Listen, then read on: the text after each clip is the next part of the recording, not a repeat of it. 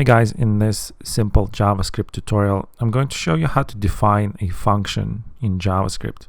To define a function, you use the function keyword. So let's create a function called hello. So this is the syntax for that. And we're simply going to output a simple text inside this function. So to call the function, you call it by name and use the parenthesis. So as you can see, we printed out hello into the console. You can also pass arguments to the function. So here we're passing MSG, and now whatever you're going to put into the parentheses here when you call the function is going to become that message inside the function. Now to create an arrow function, we first define a variable and assign it to the arrow function. Arrow functions are very similar to regular functions. You can call them, but they are missing some other features of your regular functions. So basically, this is the syntax of an arrow function.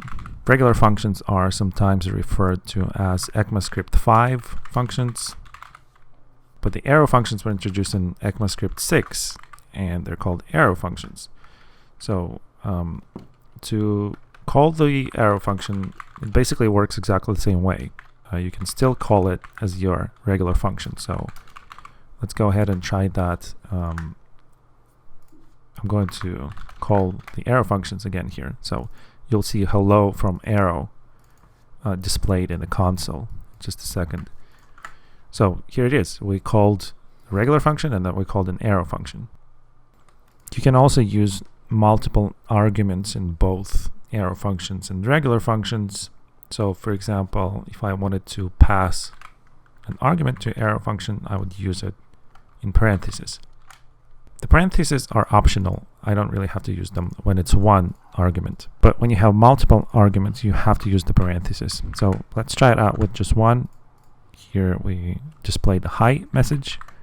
So again, you don't need the parentheses here because it's just one single argument.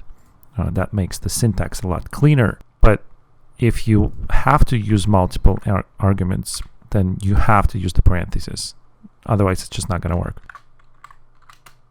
So here, I'm going to pass 2 arguments to the function now. And it's going to be displayed in the console. You can do the same thing with regular functions. You can pass as many arguments as you want and do whatever you want with them inside the function's body. I'm not going to go much into deeper details of when you should use an arrow function or when you should use a regular function. But there's one other thing I'm going to mention in this tutorial is that you can use functions as callback functions. So I'm going to show you how to do that by demonstrating it with an event. So let's say we attach an event with the add event listener function. So within this function, let's say it's a click function. It doesn't really matter, but let's say it's a click. And so here I can use an arrow function, and syntax is a lot much cleaner than the regular one.